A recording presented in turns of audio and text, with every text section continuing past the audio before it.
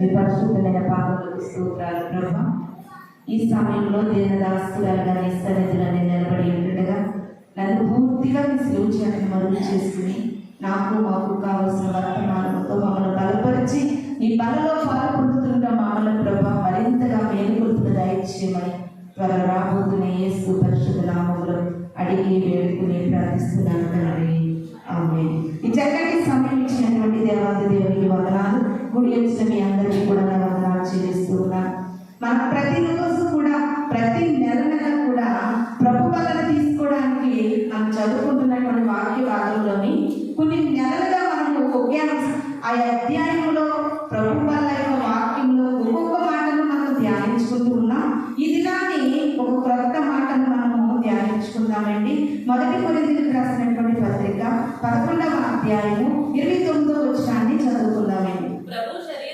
ప్రభు శరీరమని వివేచింపక తిని త్రాగువాడు తనకు శిక్షావిధి కలుగుటకే తిని త్రాగుచున్నాడు. చాలా మనం చదువుకున్నటువంటి ఈ వాక్య భాగంలో ప్రభు యొక్క శరీరము ఆయన రక్తము భుజించడానికి దేవుని సన్నిధికి చేరిన మనందరితో ప్రభు యొక్క మాట మనకు ఏమని తెలియజేస్తుందంటే, మనము బలలో చేయి వేసినప్పుడు అది ప్రభు శరీరం అని, మనము త్రాగుతున్నప్పుడు ప్రభు యొక్క రక్తం అని మనం ఏం చేయాలంటే వివేచించడం అంటే ఏంటి? వివేక జ్ఞానం లేని వారు కొంతమంది ఉంటారండి. అలా వివేచించేటటువంటి జ్ఞానం. కాకినాడలో ఒక కేంద్రం ఉండేది, మనోవికాస కేంద్రం, ఉమా మనోవికాస కేంద్రం అని. అక్కడికి మనం వెళితే చాలా మంది అక్కడ వివేచన లేనటువంటి బిడ్డలు ఉంటారు. వారికి తినడానికి వారికి వివేచన ఉండదు, త్రాగడానికి వివేచన ఉండదు. వారి యొక్క శరీరంలో ఉండే కాలకృత్యాల విషయంలో ఏ విషయంలో కూడా వారికి వివేచన ఉండదు. వివేచన లేని వారికి ఒక మాటతో చెప్పాలంటే వెర్రి పిల్లలు అంటారు. ఏమంటారండి? వెర్రి పిల్లలు అంటారు. అయితే ప్రభు వాక్యం ఇక్కడ ఏమని సెలవిస్తుందంటే, ఈ దినాన్ని దేవుని సన్నిధికి వచ్చి ఆ యొక్క బలలో పాలు పొందుతున్న మనము అది ప్రభు శరీరం అని, ప్రభు రక్తం అని వివేచించాలి. నువ్వు వివేచించకుండా ఇది రొట్టె కదా, ద్రాక్షారసమే కదా అని నువ్వు భుజిస్తే నీకేం కలుగుతుందంట? శిక్ష కలుగుతుందంట. ప్రియమైన దేవుని సర్వ. కాబట్టి మనం వివేచన శక్తిని కలిగి ఉండాలి. ఎలాంటి వివేచన శక్తిని కలిగి ఉండాలనేది చాలా క్లుప్తంగా కొద్ది మాటలు మనం ధ్యానించుకుందామండి. కీర్తనల గ్రంథము 53వ అధ్యాయము 2వ వచనాన్ని చదువుకుందామండి. వివేకము కలిగి దేవుని వెతుకువారు కలరేమో అని దేవుడు ఆకాశం నుండి చూచి నరులను పరిశీలించెను. హల్లెలూయా, హల్లెలూయా. ఎలాంటి ప్రశ్న కొరకు దేవుడు చూస్తున్నాడంటే వివేకము కలిగిన వారు ఏం చేస్తారంటుంది వాక్యము? దేవుని వెతుకుతారు. వివేకము కలిగిన వారు ఏం చేస్తారంటే దేవుని వెతుకుతారు. దేవుని వాక్యం ఏమంది? వెతకండి నేను నీకు దొరుకుతానండి. ఏమందండి? వెతకండి నేను నీకు దొరుకుతానండి. ఎవరు దేవుని వెతికితే దేవుడు వారికి దొరుకుతాడంటే వివేకము కలిగి వెతికిన వారికి మాత్రమే ఆయన దొరుకుతాడు. వివేకం లేకుండా ఈ లోకంలో అన్ని వెతుకుతున్నావు, కానీ నువ్వు దేవుని వెతకపోతే దేవుడు నీకు దొరకడు. నువ్వు దేవుని వెతకపోతే ప్రేమ నీకు అర్థం కాదు. నువ్వు దేవుని వెతకపోతే గొప్ప కార్యాలను అనుభవించలేవు. నువ్వు దేవుని వెతకపోతే ఆయన చేసిన అద్భుత కార్యాలను నీ దగ్గరికి రావు. ఈ దేవుని మనం వెతకాలంటే ఏమని వెతకాలంటే వివేకంతో వెతకాలంట. వివేకంతో వెతకాలి. చూడండి, మన యొక్క మైండ్ ఒక్కొక్కసారి కాన్సన్ట్రేషన్ లో లేనప్పుడు మనకేం తెలియదు. మనం ఏం చేస్తున్నామో మనకు తెలియదు. కాన్సన్ట్రేషన్ గా ఉన్నప్పుడు నేను ఉన్నాను, నా మైండ్ కాన్సన్ట్రేషన్ గా ఉంది, స్టడీగా ఉన్నాను, వాక్యం చెప్తున్నానని నాకు తెలిసింది, వింటున్నాను మీరని నాకు అక్కడ అవగాహన ఉంది. అలాగే నువ్వు దేవుడు ఉన్నాడనే కాన్సన్ట్రేషన్ తో ఉండాలి. నువ్వు దేవుడు ఉన్నాడనే వెతకాలి. అలాంటి వివేకం కలిగి ఉండాలి.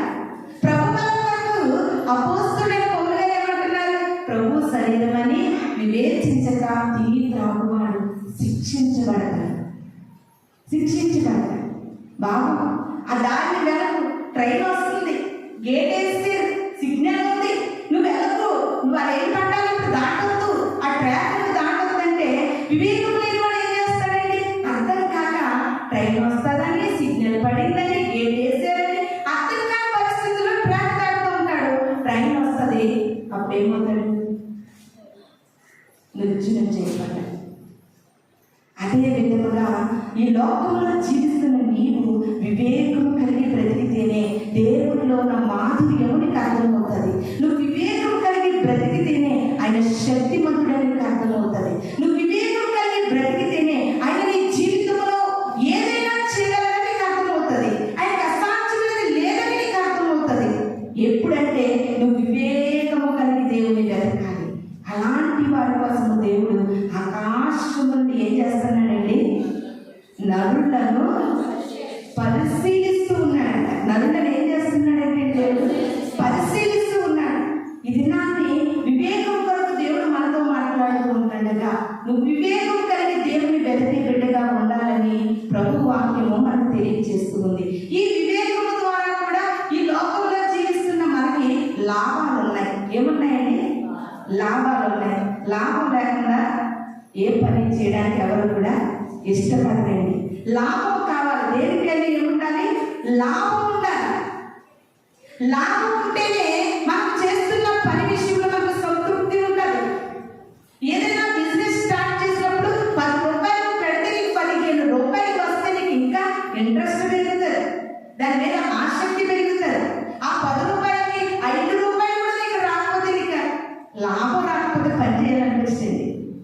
ఇది నాన్ని అలాంటి వివేకంతో ప్రభు కొరకు జీవించడం వల్ల మనకి ఏంటి లాభం, మనకి ఎలాంటి లాభాలు ఉన్నాయనేది కూడా, అసలు వివేకంగా ఉండడం వల్ల మనకి ఏంటి ఉపయోగం అని ఇదేమో ప్రభు మనతో మాట్లాడుతూ ఉన్నాడండి. నిర్గమకాండము 31వ అధ్యాయము 5వ వచనాన్ని చదువుకుందాం.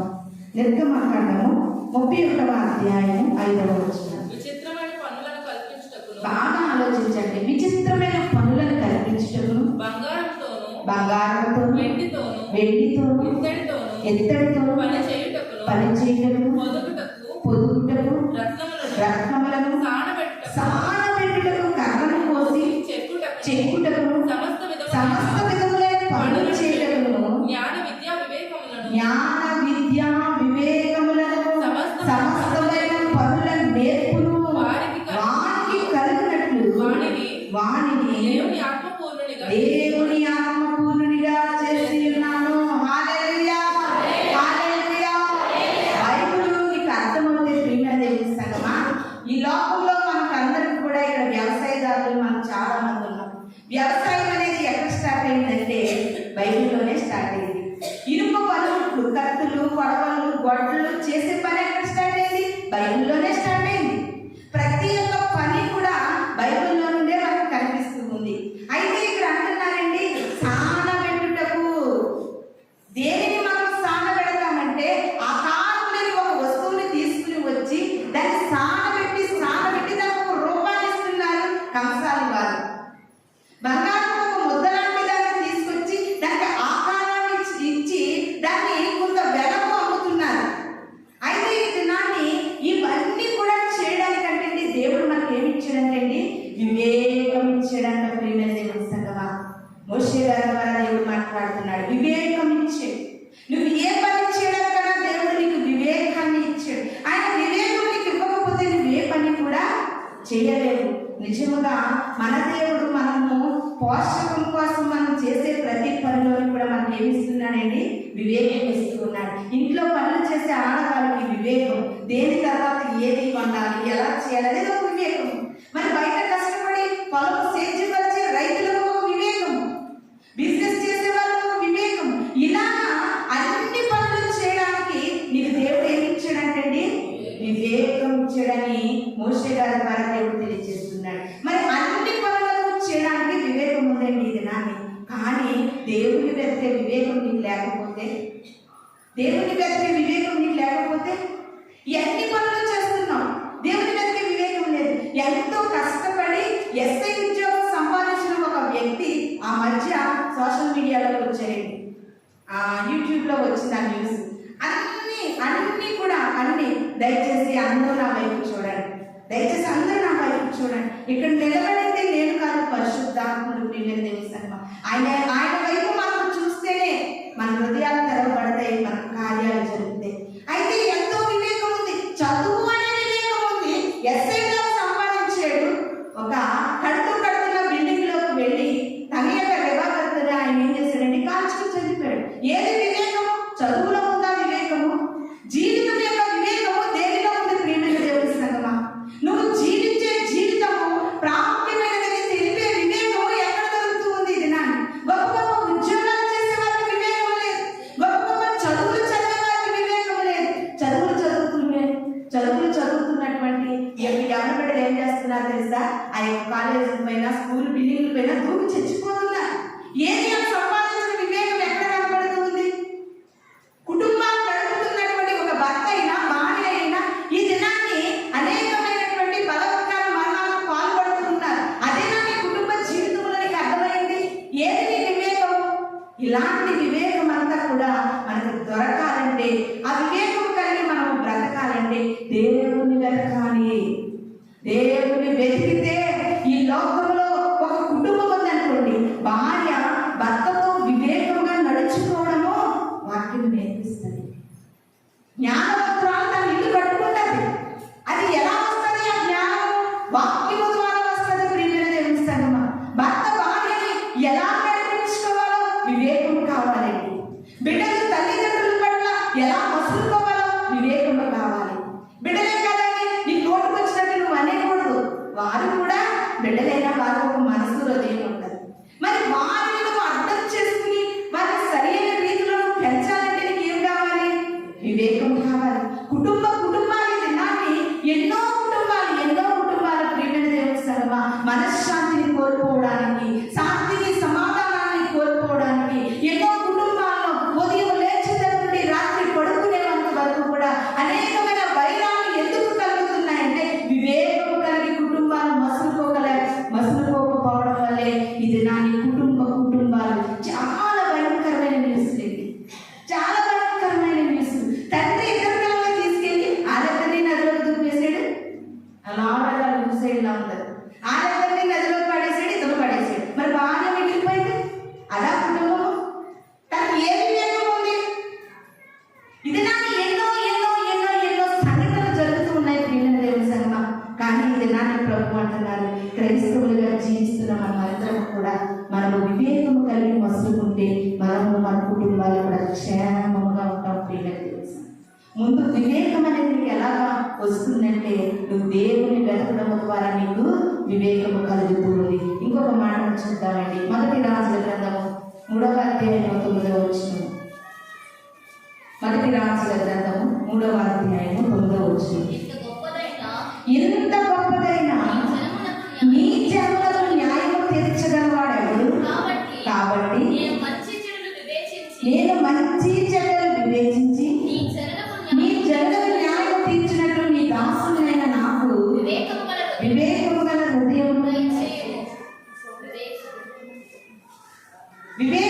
హృదయమును దయచేయి. మహాజ్ఞాని అయిన సొలొమోను గారు అందరికీ తెలుసు. ఎంతమందికి తెలుసు చెప్పండి? మన సొలొమోను గారికి చాలా మంది భార్యలు ఉన్నారు. 1000 మందికి పైన ఉన్నారు భార్యలు. సొలొమోను గారు ఎంతమందికి తెలుసు? ఆ సొలొమోను గారు రాజ్యముగా రాజుగా ఆయన అభిషేకించబడినప్పుడు దేవుడిని అడుగుతున్నారంటండి, ఈ ప్రజలందరినీ నేను పరిపాలించాలంటే వివేకము నాకు కావాలి. అవునా? మనకు అలాగే రాయబడిందా? ఏం కావాలంటే ప్రజలను పరిపాలించడానికి వివేకము కావాలి. ఈ దినాన్ని దేవుడు అడిగినప్పుడు వెంటనే ప్రజలను పరిపాలించగలిగే జ్ఞానం ఇచ్చారు. జ్ఞానంతో ప్రజలను ఎలాగా, ఏ గొడవలు ఎలా సెటిల్మెంట్ చేయాలి, ఏ కుటుంబం వస్తే అన్ని ఎలా సెటిల్ చేయాలో వివేకం సంపాదించుకున్నాడు. అంత బాగాను. కానీ తన వరకు వచ్చేసరికి తనకు వివేకం లేదు. ప్రియమైన దేవుని సంగమా, అయ్యో నేను దేవుని బిడ్డని కదా, అన్యజనులైన స్త్రీల వైపు నేను చూడకూడదని వివేకం లేదు. అయ్యో నేను దేవుని కొరకు పుట్టిన వాడను, ఆయన నన్ను మహారాజును చేశాడని వివేకం లేక ఆయనకి ఎంత వివేకము జ్ఞానం ఉన్నప్పటికీ కూడా అది బూడిదలో పోసిన పన్నీరుగా సొలొమోను గారికి మిగిలిపోయింది. ఇది నాకు చాలా కుటుంబాలు అందరినీ న్యాయం చెప్పగలిగే వివేకం నీకు ఉందేమో కానీ నీ కుటుంబాన్ని చెప్పవచ్చుకునే వివేకం నీకు లేదు. ఒక స్త్రీ అయినా, ఒక పురుషుడైనా, ఒక బిడ్డలైనా, ఒక తల్లిదండ్రులైనా, ఒక అత్తైనా, ఒక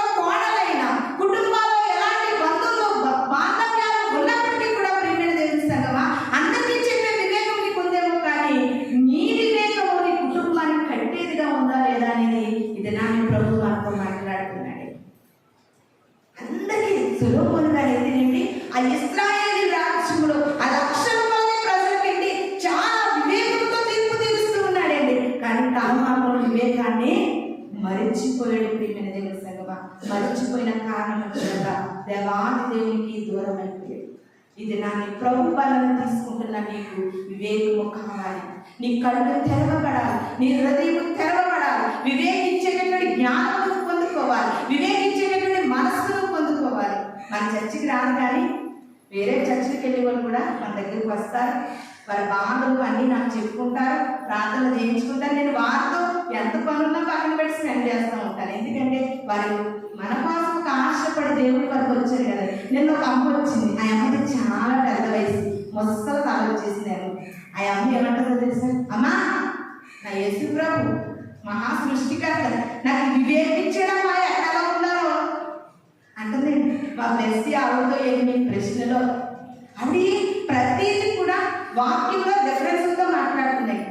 నాకు కూడా వాక్యం హృదయంలో పెట్టుకున్న వారంటే చాలా ఇష్టం. అది ఎలాంటి వయసు ఉన్న వారైనా సరే. అమ్మ, నాకు దేవుడు వివేకం ఇచ్చాడమ్మా, ఎవరితో ఎలా ఉండాలో వివేకం ఇచ్చాడంటుంది. ఇది నాకు ఇచ్చాడా వివేకం? యవనస్తులకు ఇచ్చాడా? తల్లితో ఎలా ఉండాలో, తండ్రితో ఎలా ఉండాలో ఇచ్చాడా? తోబుట్టువులతో ఎలా ఉండాలో ఇచ్చాడా? ఎవరితో ఎలా ఉండాలో మీకు వివేకం ఇచ్చాడా దేవుడు? ఇక్కడున్న కుటుంబాల్లో మన కుటుంబాలతో మనం ఎలా ఉండాలి, మన కుటుంబాన్ని మనం ఎలా పట్టుకోవాలి? అయ్యో, మన కుటుంబంలో సంతోషము దూరమైపోయింది, సమాధానం దూరమైపోయింది, ఆప్యాయత దూరమైపోయింది, ప్రేమలు దూరమైపోయి అసలు బ్రతుకు అనేది ఎందుకో తెలియని స్థితిలో మనం ఉన్నాం. నీకు ఇచ్చేదా వివేకం? ఇది నన్ను ప్రభు అంటున్నాడు. వివేకము కలిగిన ముందు దేవుణ్ణి వెతికితే ఎలాంటి కఠిన మనస్తత్వం కలిగిన వారితో కాపురం చేస్తున్నా, అటువంటి మనుషులతో కలిసి జీవిస్తున్నా వారిని ఎలా దేవుళ్ళకి మార్చాలా, నీ వివేకం ద్వారా వారిని ఎలా కట్టుకోవాలనేది నువ్వు దేవుని వెతికితేనే నీకు అర్థమవుతుంది. ప్రియమైన దేవుని సంగమా, అనేకమైన పనుల విషయంలో వివేకం కలిగి ఉండాలి. సొలొమోను గారు ప్రజలందరినీ పరిపాలించే వివేకం అడిగితే దేవుడు వెంటనే ఇచ్చాడు. కానీ ఆ వివేకము తన జీవితానికి ప్రయోజనం. ముందు నీ ఆత్మీయ జీవితాన్ని కట్టుకో, సింగిల్గా పర్సనల్గా నీ జీవితాన్ని కట్టుకో. అదంతా అనేకులను కట్టడానికి ప్రయత్నించు. ముందు నీ కుటుంబాన్ని కట్టుకో. ఎంత పెద్ద హోదాలో ఉన్నావో అనేది లెక్క కాదు. ప్రియమైన దేవుని సంగమా, ఇది నాన్ని వివేకం లేక నా ప్రజలు నశించిపోతున్నారు, తెలివి లేక వాళ్ళు నశించిపోతున్నారని దేవుడు సెలవిస్తూ ఉన్నాడు. ఇది నాన్ని ఏ తెలివితేటలు ఉన్నాయి? ఇంతలో కనబడి అంతలో మాయమైపోయి ధనము కొరకు తెలివితేటలు ఉన్నాయా? ఆస్తుల కొరకు తెలివితేటలు ఉన్నాయా? బంగారం కొరకు తెలివితేటలు ఉన్నాయా? మనం చనిపోతే నూనె పోగు కూడా మన ఒంటి మీద ఉండదండి. అలాంటి తెలివితేటలు ఎన్నున్నప్పటికీ కూడా వ్యర్థము. ప్రియమైన దేవుని సంగమా, నువ్వు దేవుని వెతికే వివేకాన్ని సంపాదించుకోవాలి. సొలొమోను గారు అంటున్నారండి సామెతల గ్రంథంలో, వివేకం లేని సుందర స్త్రీ పంది ముక్కుకున్న బంగారు కమ్మి వెంటదంటే. ఎందుకని నీ అందం? ఎందుకు నీ అందం? ఆ అందాన్ని తీసుకెళ్ళి ఎక్కడ పెడుతున్నావు? పంది ముక్కుకి పెడుతున్నావు. ఆ అందాన్ని తీసుకెళ్ళి బజార్లో పెడుతున్నావు. ఆ అందాన్ని తీసుకెళ్ళి అనేకమైన చోట్ల దేవుని నామాన్ని దూషించడానికి వాడుతున్నావు. ఎందుకు నీకు? వివేకం ఉండాలి. స్త్రీలకు మరి ఎక్కువగా వివేకం ఉండాలి. ప్రియమైన దేవుని సంగమా, వివేకం ఉన్నప్పుడు అంటే వారు ఎలాంటి ఆలోచనతో ఉన్నారో మనకు వివేకం ఉంటే, ఈ టైంలో వీరితో ఈ మాట మాట్లాడుకో, నా బిడ్డల కొంచెం ఇదిగా ఉన్నారు, ఈ టైంలో వారితో ఇలా మాట్లాడుకోవచ్చు. నా భర్త కొంచెం అలసిపోయి ఉన్నాడు, ఈ టైంలో వారితో ఇలా మాట్లాడు. అయ్యా, నా భార్య ఇంటి పనుల వల్ల విసుగ్గా ఉంది, ఈ టైంలో ఆవిడతో ఇలాంటి మాటలు మాట్లాడు. ఇవన్నీ వివేకం నేర్పిస్తుందండి. వివేకం నేర్పిస్తుంది. ప్రియమైన దేవుని సంగమా, నువ్వు వివేకము కలిగి నడుచుకోవాలి. వివేకం కలిగి నడుచుకునే ఆ వివేకంతో ఈ దినాన్ని నువ్వు ప్రభు బలలో చెయ్యి వేయాలని వాక్యము మనకి క్షుణ్ణముగా తెలియజేస్తూ ఉంది. కీర్తనల గ్రంథము 119వ అధ్యాయము 104 వచనాలు చదువుకుందాం. 119, 104. నీ ఉపదేశము వలన నాకు వివేకము కలిగెను. తప్పు మార్గం చాలా జాగ్రత్తగా ఆలోచించండి. తప్పు మార్గములన్నీయు నాకు అసహ్యములైనను. హల్లెలూయా, హల్లెలూయా. కీర్తనకారుడు అంటున్నాడండి, దేవా, నాకు వివేకం ఎలా కలుగుతుందో తెలుసా? నువ్వు నా వాక్యము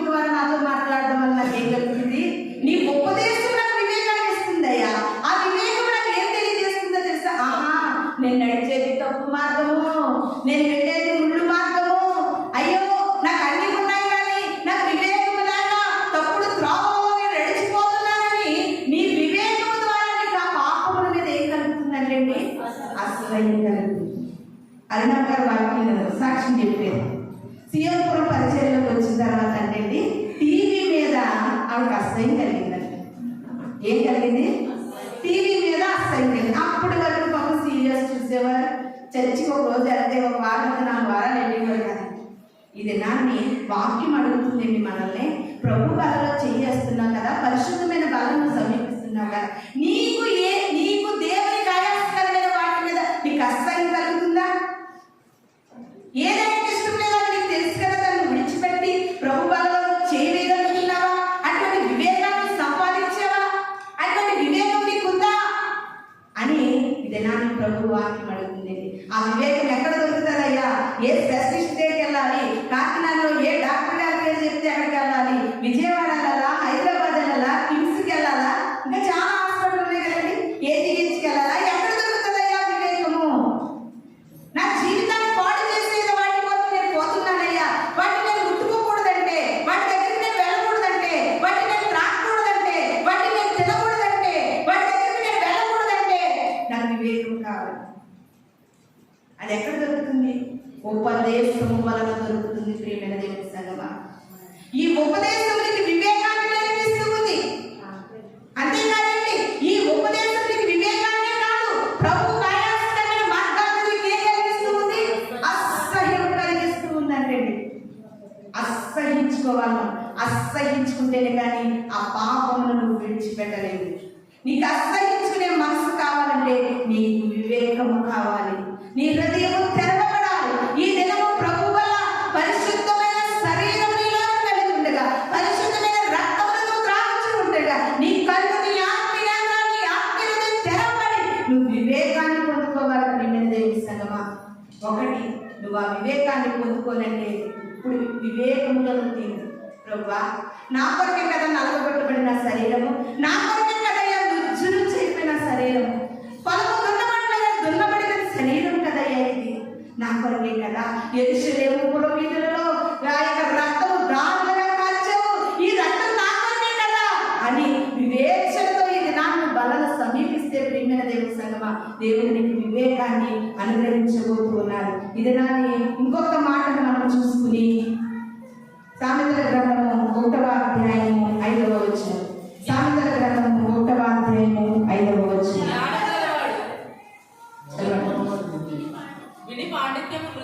ఈ మాట అందరూ కూడా జాగ్రత్తగా గమనించండి. చదవండి. జ్ఞానము గలవాడు విని పాండిత్యము వృద్ధి చేసుకును. వివేకము గలవాడు ఆలకించి నీతి సూత్రములను సంపాదించుకును. హల్లెలూయా, హల్లెలూయా. నాతో పాటు ప్రతి ఒక్కరు పెదవులు విప్పి మాట మాట్లాడండి. ప్రతి ఒక్కరు కూడా జ్ఞానము గలవాడు విని పాండిత్యము వృద్ధి చేసుకును. వివేకము గలవాడు ఆలకించి నీతి సూత్రములను సంపాదించుకును. హల్లెలూయా, హల్లెలూయా. వివేకం అనేది ఎన్నెన్ని రీతిగా మనకు వస్తుందో అనేకమైన విషయాలు దేవుడు మాట్లాడుతూ మళ్ళీ అంటున్నారండి, నిజంగా నీలో వివేకం ఉంటే ఉపదేశం విని నీలో ఉన్న భక్తిని, ఈ యొక్క పాండిత్యాన్ని విని నీలో ఉన్న విశ్వాసాన్ని నువ్వు వృద్ధి చేసుకుంటావు. అంతేకాదంటే నువ్వు ఇది విని నీతి స్తోత్రములను సంపాదించుకుంటావు. నీతి స్తోత్రములు ఎక్కడ లోకంలో ఎక్కడ దొరకవు, దేవుని వాక్యంలో మాత్రమే దొరుకుతాయి. ఎక్కడైనా బోర్డు చూసారా? అమ్మా మీకు నీతి స్తోత్రాలు ఇక్కడ అనుగ్రహించబడదు, మీకు వివేకం ఇక్కడ అనుగ్రహించబడదు. అమ్మా నీ కిడ్నీ ప్రాబ్లం, నీ గుండె ప్రాబ్లం, నీలో ఏదున్నా శిరస్సు మొదలు శిల్పాల వరకు నీ అవయవాల్లో ఏ లోపమైన హాస్పిటల్స్ ఉన్నాయి, కానీ నీ హృదయానికి మాత్రము ఏ హాస్పిటల్స్ లేవు. ప్రియమైన దేవుని సంగమా, హృదయ శుద్ధి గలవారులని మన దేవుని చూసేది. ఆ శుద్ధి ఎక్కడుందంటే యేసుక్రీస్తు రక్తంలో మాత్రమే ఆ శుద్ధీకరణ మనకు ఉంది. ప్రియమైన దేవుని సంగమా, నువ్వు వివేకము కలిగి మాట్లాడు. కొంతమంది పెద్దవాళ్ళు ఉన్నారు మన మధ్యలో ఉన్నారు. నాకు తెలిసిన వాళ్ళు కొంతమంది అది ఎలా మాట్లాడుతున్నారు నాకు అర్థమవుతుంది కదా. పిల్లలతో ఎలా మాట్లాడాలో తెలుస్తుంది. ఈ వయసులో వారితో మనకు సౌమ్యంగా మాట్లాడాలి. వారిని మన బాధపడి వారికి మన కోపం తెప్పించకూడదు. తండ్రిలారా మీ కుమారులకు మీ కుమార్తెలకు మీరు ఏం రాకూడదు, కోపం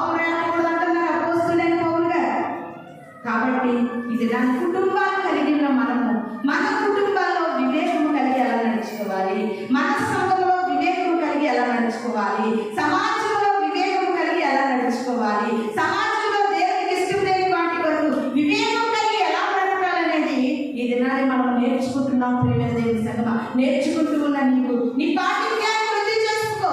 నేర్చుకుంటున్న నీవు నీతి సూత్రాలను సంపాదించుకో. జాగ్రత్త. ఇది నాకు ఏ క్షణమో ఏ దినమో తెలియని బ్రతుకులు మనము బ్రతుకుతూ ఉన్నాం దేవుని సంగమా. కాబట్టి ఇది నాకు ప్రభు బలను సమీపిస్తున్న మనము వివేకము కలిగి ప్రభు బలలో చేయవేయాలని మీకు అందరికీ కూడా తెలియజేస్తూ ఉన్నాను. లాస్ట్ ఒక మాట చేసుకుని ముగించుకుందాం. మొదటి దినవృత్తాంతాల గ్రంథము 22వ అధ్యాయము 12వ వచనం. మొదటి దినవృత్తాంతాల గ్రంథము 22వ అధ్యాయము 12వ వచనం. నీ దేవుడైన యెహోవా ధర్మశాస్త్రమును నీవు అనుసరించినట్లుగా యెహోవా నీకు వివేకమును తెలివిని అనుగ్రహించి ఇశ్రాయేలీయుల మీద నీకు అధికారము దయచేయుగాక. హల్లెలూయా, హల్లెలూయా. మనం చదువుకున్నటువంటి వాక్య భాగంలో ఈ వివేకము ఎక్కడి నుండి వస్తుందంటే ధర్మశాస్త్రంలో నుండి వస్తుంది. వివేకం ఎక్కడి నుండి వస్తుంది? వర్షం ఎక్కడి నుండి వస్తుంది? మేఘాల్లో నుండి వస్తుంది. అవునా? వర్షం మేఘాల నుండి వస్తుంది. మనము తినేటటువంటి ఆహార పదార్థాలు ఎక్కడి నుండి వస్తున్నాయి? భూమి మీద నుండి వస్తుంది. మరి లోకంలో జీవించడానికి వివేకం ఎక్కడి నుండి వస్తుంది? ధర్మశాస్త్రంలో నుండి వస్తుంది. బాగా గమనించండి. అయ్యో ప్రభువా, నేను ప్రార్థన చేస్తే ఏదైనా జరుగుతుంది, వర్షము భూమి మీద నుండి రావాలి, మొక్కలు ఆకాశం మీద నుండి రావాలంటే అది వివేకం అవ్వదు, అవివేకం అవుతుంది. హల్లెలూయా, హల్లెలూయా. అది వివేకం అవ్వదు, అవివేకం అవుతుంది. ఈ దినాన్ని నువ్వు వివేకాన్ని సంపాదించుకోవాలనుకుంటున్నావా? ఈ దినాన్ని మనసులో నెమ్మది కావాలనుకుంటున్నావా? నీ హృదయంలో సంతోషం కావాలనుకుంటున్నావా? నీ కుటుంబంలో సమాధానం కావాలనుకుంటున్నావా? నువ్వు చేసే ఉద్యోగంలో రాదని, నువ్వు చదివే చదువులో రాదు, నువ్వు ఉండే స్థలంలో రాదు. ధర్మశాస్త్రం మాత్రమే మనకు వివేకాన్ని ఇస్తుంది. ప్రియమైన దేవుని సంగమా, ధర్మశాస్త్రము మనకు వివేకాన్ని అనుగ్రహిస్తూ ఉంది. ఇప్పటి వరకు కూడా ప్రభు శరీరం అని వివేచింపక తిని త్రాగువాడు ఎలా ఉన్నాడంటే శిక్ష. తిని త్రాగువాడికి శిక్ష. కాబట్టి ఈ దినాన్ని మనం అందరం కూడా ఏ వివేచనతో తీసుకోవాలి? ఇది దేవుని యొక్క శరీరం, ఇది దేవుని యొక్క రక్తం అని వివేచనతో తీసుకోవాలి. మరి ఈ వివేకం మనకు ఎలా వస్తుంది? సొలొమోను గారికి దేవుడు వివేకం ఇచ్చాడు, కానీ అది ఆయనకు ఉపయోగపడలేదు, కానీ అందరికీ ఉపయోగపడిపోతుంది. కొంతమంది అంటారు, నేను ప్రార్థన చేస్తానండి అందరికీ కార్యాలు జరుగుతాయండి, నాకు జరగట్లేదు. ఎలా? మరి అది ఎలా కాదు? ముందు నీ భక్తికి ధైర్యాన్ని ఇవ్వాలి, నీ ప్రార్థన కూడా నీకు జవాబులు ఇవ్వాలి, నువ్వు అందరి ముందు ప్రార్థన చేయాలి. వివేకము కలిగి దేవుని వెతుకువారు కలరేమని దేవుడు ఆకాశం చూస్తున్నాడు. ఇది నీకు వివేకం కలిగి ఉంటే దేవుడు ఆకాశంలో నిన్ను చూసి నీ అక్కర, నీ అవసరత, నీ నాలుకకు, నీ నోటి చివరకు రాకుంటే గొప్ప కార్యాలను చూస్తాం. ప్రియమైన దేవుడి సంగమా, హల్లెలూయా, హల్లెలూయా. ఈ దినాన్ని వివేకముగా జీవించాలి. వివేకముతో మోసే గారిని దేవుడు అంటున్నాడు, అనేకమైన పనులు, బంగారు సానబెట్టడానికి, కర్రలు, కత్తులు సానబెట్టి పనులు చేయడానికి ఇవన్నీ వివేకం కావాలంటున్నాడు. అన్నింటికీ వివేకం మాకు ఇక్కడ ఉంది, కానీ మన జీవితాల్లో మనం వివేకము కలిగి జీవించలేకపోతున్నాం. మనం వివేకం కలిగి జీవించలేకపోతున్నాం. ఈ వివేకం అనేది ఎక్కడ దొరుకుతుందంటే ఉపదేశం ద్వారా దొరుకుతుంది. ఈ వివేకం అనేది ఎక్కడ దొరుకుతుంది? ధర్మశాస్త్ర గ్రంథం ద్వారా దొరుకుతుంది. ఈ వివేకం నీకు ఎలా వస్తుంది? దేవుని వాక్యం వినడం వల్ల వస్తుంది. ఈ నీతి సూత్రాలను ఎలా సంపాదించుకుంటావు? దేవుని మాటలు వినడం వలన నీతి సూత్రాలను నువ్వు సంపాదించుకుంటున్నావు. ఒకే ఒక మాట లాస్ట్గా చెప్పి ముగిస్తాను. ఒకే ఒక మాట లాస్ట్గా చెప్తే ముగిస్తాను. అనేక రీతిగా కుటుంబాలు కలిగి ఉన్నటువంటి మనము ఒక్క వివేకము లోపము వల్ల కుటుంబాల్లో సమాధానం లేదు, శాంతి లేదు, నీ హృదయంలో నెమ్మది లేదు, నీ హృదయంలో సంతోషము లేదు. ప్రియమైన దేవుడి సంగమా, నాకు సంతోషము లేని దానికి, నాకు నెమ్మది లేని దానికి, నాకు ప్రశాంతత లేని దానికి ఈ జీవితం అంత అవసరమా? కాదు. అంతే కదా? ఎంతో మంది ఎందుకు చచ్చిపోతున్నారు? ఇవి లేకే చచ్చిపోతున్నారు. ప్రియమైన దేవుడి సంగమా, నువ్వెంత కష్టపడుతున్నావు, రోజుకి ఎంత సంపాదిస్తున్నావు, సమాజంలోనికి ఎంత పరుగు ఉంది, సమాజంలోనికి ఎంత పరుగుబడి, అవేమీ కూడా నీకు సమాధానం ఇవ్వలేవు, శాంతిని ఇవ్వలేవు, సంతోషాన్ని ఇవ్వలేవు. ఈ దినాన్ని నువ్వు వివేకము ద్వారా నీ కుటుంబంలో నువ్వు నడుచుకోగలిగితే ఆ కుటుంబంలో మనకు సంతోషం ఉంది, ఆ కుటుంబం ద్వారానే మనకి ప్రశాంతత ఉంది, ఆ కుటుంబం ద్వారానే మనకి నెమ్మది ఉంది. ఎక్కడ చూసినా ఆ కుటుంబాల్లో సమాధానం లేదు. ప్రియమైన దేవుని సంగమా, అది మనం పొందుకోవాలంటే ముందుగా నీకు నీ వివేకం కలిగి ఉండాలి. అలాంటి వివేకం నాకు కావాలని ప్రార్థన చేసుకుందాం. ప్రతి ఒక్కరు మోకరించి ప్రార్థన చేసుకుందాం. స్తోత్రము స్తోత్రము స్తోత్రము స్తోత్రము స్తోత్రము. గొప్ప తండ్రి, మహోన్నతానికి స్తోత్రాలు ప్రభు. ఈ సమయంలో తండ్రి నాయన, క్రైస్తవ్యం అనే పేరు మాత్రం నాకు ఉంది కానీ ప్రభు, అయ్యో మేము క్రిస్టియన్స్ అండి, అయ్యో మేము దేవుని నమ్ముకున్నామండి, బాప్తిజం తీసుకున్నామండి అనే పేరు ఉంది కానీ ప్రభు, నాలో వివేకము లేక తండ్రి నాయన ఈ లోకంలో ప్రభు అయా సంతోషము, సమాధానము, నెమ్మది, అయా నా హృదయంలో సంతృప్తిని ఇవన్నీ కూడా నేను కోల్పోతున్నానయ్యా. ఈ ధర్మశాస్త్రంలో ఉన్న వివేకం నాకు కావాలి, నీ ఉపదేశంలో ఉన్న వివేకం నాకు కావాలి, నీ పాండిత్యంలో ఉన్న వివేకం నాకు కావాలయ్యా అని ప్రభా ప్రతి ఏ బిడ్డలైతే నీ సన్నిధిలో ప్రార్థిస్తున్నారు ప్రతి ఒక్కరికి ప్రభా ఈ వాక్యాన్ని నీరు కట్టి నూరంతలుగా ప్రతిఫలింపచేసి వివేకము కలిగి ప్రభా వారి జీవితాలు క్షేమకరంగా సాగేటట్టుగా సహాయం దయచేయమని వారు రాబోతున్న యేసు పరిశుద్ధ నామములో అడిగి వేడుకుని ప్రార్థిస్తున్నాను తండ్రి. ఆమేన్. మీ అందరికీ నామమున